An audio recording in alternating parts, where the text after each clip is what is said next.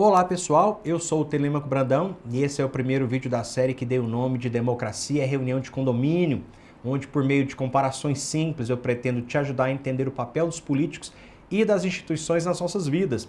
Porque se a gente entender esse processo, a gente fica muito mais criterioso e assertivo na hora de eleger alguém e tem também mais propriedade para criticar ministro, prefeito, deputado e etc. Mas para isso, precisamos falar primeiro do nosso sistema político, que é a tal da democracia. E não é à toa que estamos lançando essa série hoje, 15 de setembro, porque hoje é o Dia Internacional da Democracia. Mas quando o assunto é democracia, eu percebo que até alguns ministros aí do Supremo Tribunal Federal, supostos defensores dela, né, eles próprios não têm plena clareza do que é uma democracia realmente, ou se tem, eles fingem muito bem que não. Mas vamos lá. A própria palavra democracia já nos dá uma ótima pista. Ela vem do grego, demos, povo, kratos, poder, ou seja, o povo no poder. E para mim, na prática, o melhor exemplo de democracia é uma reunião de condomínio, sem daquelas de apartamentos e casas mesmo. Entendendo a vida em condomínio, você vai ver que tudo faz sentido, já que em condomínio a gente pode dizer que é uma mini cidade. Alguns condomínios, inclusive, possuem mais moradores que muitos municípios. E mesmo você que nunca viveu aí em um condomínio ou participou de uma reunião desse tipo, vai ver como é simples esse processo. Bom, nos condomínios existem aquelas unidades, né, individuais, privadas, que são as casas e os apartamentos. Em relação a essas unidades, que é somente sua, ninguém pode dar palpite, é assunto privativo seu. Você decide se quer uma parede azul ou branca, enfim. Porém, há locais de uso comum e que são de todos os moradores, tipo portaria, área de lazer, área de tráfego de veículos, halls de acesso, jardins, etc. Todo mundo é dono daquilo. Quando você compra um apartamento, já está, ou a casa ali, está embutido no preço, o custo proporcional dessas áreas. Daí que vem o nome condomínio, que significa domínio comum.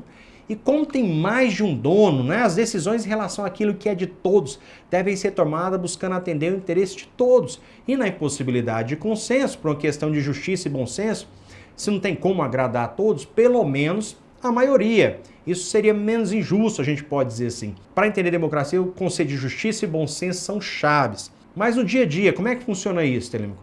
Para decidir, né, sobre essas questões, são marcadas reuniões que são chamadas assembleias ou reuniões de condomínio, com local, data marcada, já tem os assuntos que serão debatidos, isso tem que ser divulgado. E olha a coincidência, temos uma Assembleia Legislativa, então guarde essa informação. Bom, todos os donos têm que ser avisados da reunião e do que será debatido no dia para decidir se ele quer participar ou não, afinal as decisões ali tomadas dizem respeito ao patrimônio que é deles também.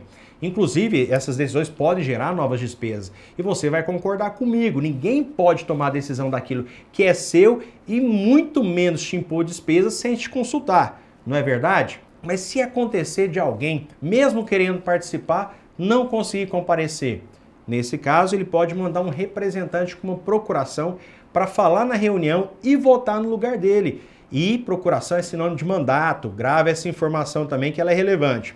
Bom, durante a reunião, são apresentados ali os assuntos do dia, né? Se existir uma opinião, mais de uma opinião sobre algum assunto, todo mundo tem o direito de falar e defender o seu ponto de vista, todos tentando convencer o máximo possível de pessoas a aderir à sua ideia, porque depois que todos falarem, tudo vai ser decidido pelo voto da maioria. O pessoal levanta a mão, conta seus votos e pronto, está decidido, ponto final, vida que segue. Mas tem um detalhe, quem não quiser participar, logicamente, não influencia no resultado, é um direito que ele tem, mas ele tem que aceitar aquilo que os outros decidiram, né? Outra coisa, obviamente, onde não há unanimidade, o que a maioria dos presentes ali decidirem vai contrariar a minoria presente e talvez até a maioria dos condôminos que não compareceram. Agora, esse é o preço, né, de se viver em condomínio e de não participar ativamente desse processo. A pessoa que vive em condomínio tem que ter essa maturidade, né? Por quê? Porque ela tem que entender que ali não é dela somente, ele é de todo mundo e ela tem que respeitar o que a maioria presente na Assembleia decidiu. Ou ela trabalha, né, para convencer a maioria da sua opinião, ou se conforma ao que eles decidirem. Ou senão ela tem que mudar para o condomínio, morar numa casa, sei lá. Não dá para essa pessoa achar que ali é a casa da mamãezinha, onde ela fazia pirraça, ficar emburradinha, né? E assim ela conseguia tudo que ela queria. Isso não funciona. Bom, mas enfim, decidiu-se ali na reunião. O próximo passo é o quê? Passar para o síndico tirar aquilo do papel. O que fica decidido na Assembleia compete a ele executar, né? E grava também essa informação, porque ela é muito relevante. Você já deve ter ouvido falar no poder executivo. Então lembra disso, sim, o síndico executa o que a Assembleia decide. Por fim, para garantir que seja feito fielmente, né, o que foi deliberado na Assembleia e que o dinheiro, né, dos condôminos vai ser bem investido, existe um conselho fiscal.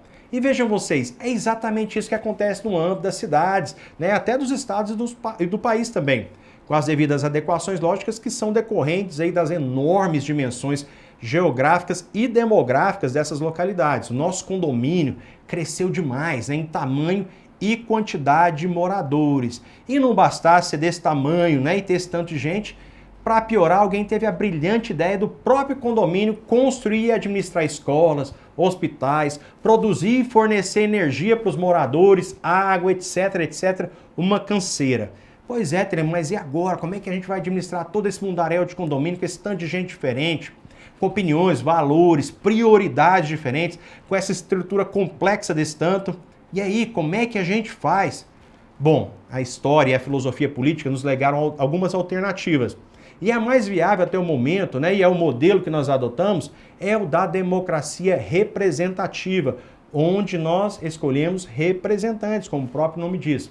Mas é nos próximos episódios que nós vamos falar especificamente sobre cada um deles, bem como das instituições incumbidas de fazer tudo funcionar. E nós vamos aproveitar também para falar de falhas nesse processo que atrapalham ou impedem que a vontade da maioria seja realizada, ou seja, que a democracia de fato aconteça.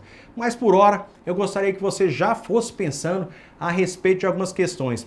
Você se sente bem representado? Na sua opinião, a vontade da maioria tem prevalecido na nossa comunidade? Outra coisa, você está satisfeito da forma como o seu dinheiro e o seu patrimônio tem sido administrado por aqueles que nós escolhemos e pagamos para fazer isso? Eu quero te ouvir.